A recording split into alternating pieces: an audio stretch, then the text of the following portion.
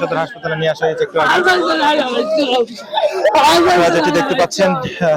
এরপর কেন আমার ভাইকে মৃত্যু হওয়া, কেন মানুষের ঘর করলে কেন চাঁদা দিতে হয়, বাংলাদেশের মধ্যে কেন চাঁদা দিতে হচ্ছে এগুলোর মধ্যে, এত চাঁদা কেন দিতে হচ্ছে ঘর বাঁধানোর মধ্যে? আমার দেশের মধ্যে জন্মস্থান, আমি ঘর করতেছি, কেন আমাকে চাঁদা দিতে হচ্ছে? কেন এখনো পুলিশ প্রশাসন কেন এখনো চুপ করে আছে, এখনো কেন এত ধরতেছে না কেন? আমি জানি এত চিনি না আমি, কারণ এতকে জানা যাচ্ছে আরো দুই একবার আমার ভাইকে হুমকি দিচ্ছে মোবাইলের মধ্যে।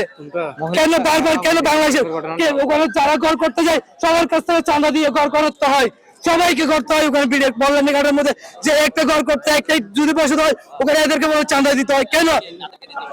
এদের নাম বলছে আমার ছোট ভাইয়ের নাম জানে, আমি জানি ওনাদেরকে। এরা একেবারে চাঁদার কারণে এরা পূর্বের কোনো সমস্যা নেই এদের কোনো, এরা হচ্ছে আসলে সন্ত্রাস, এরা আসলে সন্ত্রাস। এরা গিয়ে নির্মম ভাবে ওনাকে টাকা দিচ্ছে না, এই জন্য চুরিটা মারছেন সরাসরি। এদের সাথে কোনো আমাদের ওখানে হিন্দু মুসলিম অনেক একদম একদম নিরাপত্তা, কিন্তু এই যে কিছু সন্ত্রাসীর কারণে আমরা ওখানে শান্তিতে থাকতে পারি।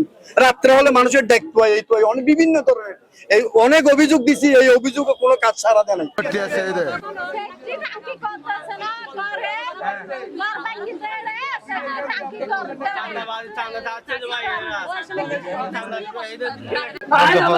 সদর হাসপাতালে নিয়ে আসা হয়েছে একটু